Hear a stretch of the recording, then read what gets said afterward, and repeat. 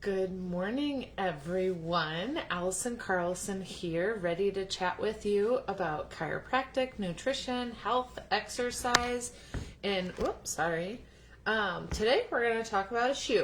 Okay, so shoes are something that I talk about a lot in the office, and interestingly, not necessarily on topic, but when I was in chiropractic school, I worked in the shoe department at Von Mar, and two of my jobs after graduating from chiropractic school, I worked in multidisciplinary clinics that had podiatrists in them. And so I have had many shoe conversations with people, and it is very interesting how many patients will ask me about shoes. And as an athlete, as a runner, shoes are a very common conversation as well.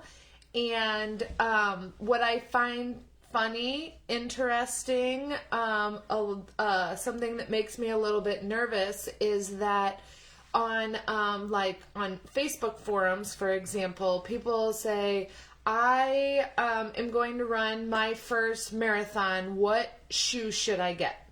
And then people will comment with whatever shoe they love.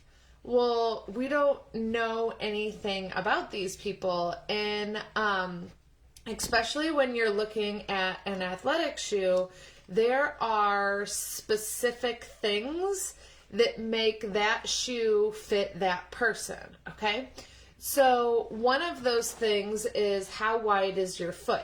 So the width of your foot will make a really big difference, but you want to make sure that this toe box, so from this finger to this finger in here, that you have enough movement for your feet, okay? The other thing is, this is a really interesting thing that I learned when I worked at the shoe department. So what's this? These are Glenn shoes. So, these are Asics.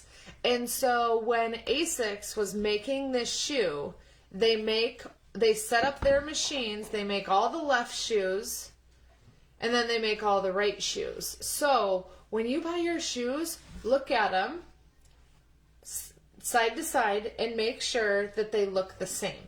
Okay? Look at the width right here on both shoes. I'm sorry, I should have grabbed the other one. And make sure that those are the same size as well. Shoes will have little things like this. This is extra cushion because when Glenn walks, he rolls to the outside of his foot. So that prevents that. Now, that's great for Glenn. That's kind of a common thing. But on my running shoes, I do not personally need that, okay? So an easy way, if you go to a really good running store, they will watch the way that you walk. They might have a 3D scanner to figure out how high your arches are and everything. But if you don't have the luxury of being able to use the professionals, when you get out of the shower, walk on your tile floor a couple of steps and look at what your wet footprint looks like, and that will give you an idea. Can you see your entire foot? Is there a piece of the arch? And you can get a lot of information that way. Do your footprints from your left foot and your right foot, do they look the same? Okay? So these are all things that if you go to a really good running store, they will help you with that. Now, if you're not a runner, that doesn't matter because most shoes that we wear to work out in are running shoes. So they can help you out if you're weightlifting or even if you're playing tennis, right? Okay, so another thing that I want you to check with your athletic shoes though, feel the back of the shoe. So there should be this like supportive heel cup. And if I squeeze right here, it's nice and hard. But if I just come forward about a finger's width, then it's squishy and I can I can squeeze it in. So hard here, see how it's squishy in there? Okay, that is a really good support for the heel of your foot to make sure that your foot stays in place. and that we don't get rubbing and we don't get movement, so that it keeps our Achilles nice and healthy. We talked about plantar fasciitis the other day. That's kind of a happy plantar fasciitis thing.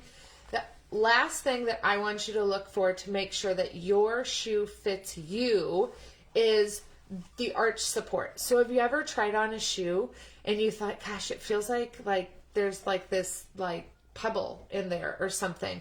And it could be that the arch just isn't hitting you where your foot needs it. Okay. If that arch doesn't feel like it's in the right spot, it's going to cause rubbing. It's going to be uncomfortable. It's not the right shoe for you. So let's review. Okay. The toe box. Make sure that the foot or the shoe is wide enough for your foot. I want room in this the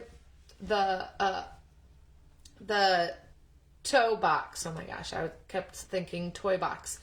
They're not high heels. We don't want to be crowded, right? So right here, the arch, whether we need this for how our ankle rolls, and that heel cup in the back. Make sure that those are all working for you, sitting in the right spot. And hopefully this gives you a good guide. If you have any more specific questions, let me know. If you have frequent ankle sprains, there's different recommendations for those types of things. Have a fantastic day, everyone.